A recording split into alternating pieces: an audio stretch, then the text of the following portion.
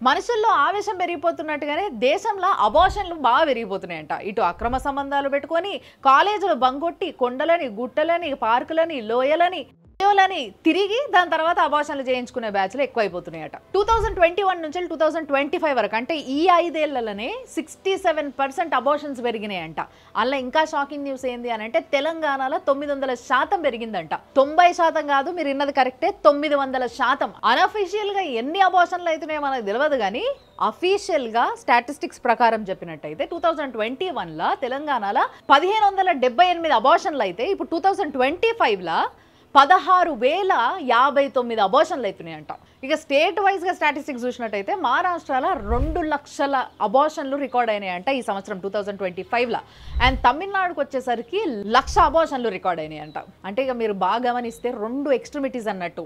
ఇటు పిల్లలు లేక ఐవీఎఫ్ సెంటర్లు తిరిగేటోళ్ళు చాలా మంది అయినరు. గల్లీకి ఒక ఐవీఎఫ్ సెంటర్ అయింది, ప్రతి ఒక్కరు బాగానే సంపాదించుకుంటున్నారు. మాకు పిల్లలొద్దు అని అబార్షన్లు చేయించుకునేటోళ్ళు కూడా బాగా అయినరు. అట్లా అనేసి అందరు కావాలని అబార్షన్ చేయించుకునేటోళ్ళని నేను అంటలేను.